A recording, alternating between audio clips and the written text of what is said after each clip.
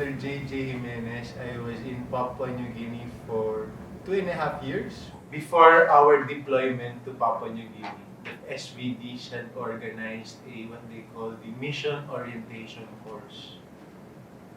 And it was intercongregational. And that helped, no? Kasi you had their experienced missionaries telling you what to expect. So it kind of took out a little of the romanticism from going to the mission. But at the same time, it prepared you with very a good set of skills. So I think it was like a 2-week seminar. So we were taught things like how to keep yourself healthy in the mission, or how to learn a language, or psychologically, how do you deal with a very different culture. So I thought that was a good experience. Plus the fact, of course, for things like that, interacting with other fellow missionaries. A number of the missionaries in that course were also going to Papua New Guinea. We were reminded, don't be afraid to look like a fool, because you will. When you're learning a new language, you're learning a new culture, you will look like a fool. So you don't take that negatively, or when people in this culture respond differently to you,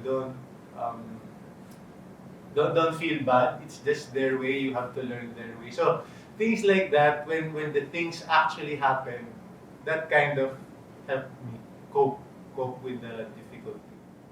So my first year there, I was assigned to teach math, and I knew they were going to sit for exams that were kind of competitive because it would determine whether your students got into university or not. I remember I had 24 students. I was preparing for the national exams, the grade 12 exams. And my goal was to make sure all my 24 students got good grades in math and they would get into university. So I really worked doubly hard, learning all the things I had to learn, preparing materials, giving them extra classes. And near to the exam, Philippine style, we would have mock exams and the whole thing. So I organized them to make sure they were prepared. And when the results came out, how many of my 24 students made it to university? 2. What did the rest do?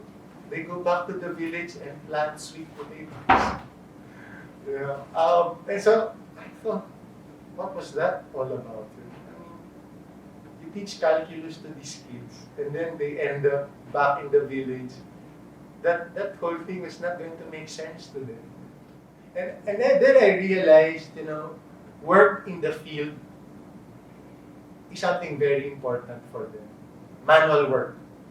And so after that first year, I decided that it's not just about making them succeed in a math exam, it's about witnessing to them what was important, and manual work was important. So every time there was manual work, I made sure I was there. So if we had to cut grass, I did supervise the students. I actually showed them that I would cut grass. And being in church, sitting with them, praying with them, although it had no bearing on the exam for me, again, suddenly after that little depression over the bad results of the exam, I said, that's going to be important. Your presence in the prayer group, in the youth group, at Mass, singing with them, is important, because even if they don't make it to university, that is something that's going to be part of their life. And you want to be kind of affirmed that that's important. So I would encourage, I think really more than advice, I would encourage young brothers to go out there, to the missions, to a different country, to encounter a different culture.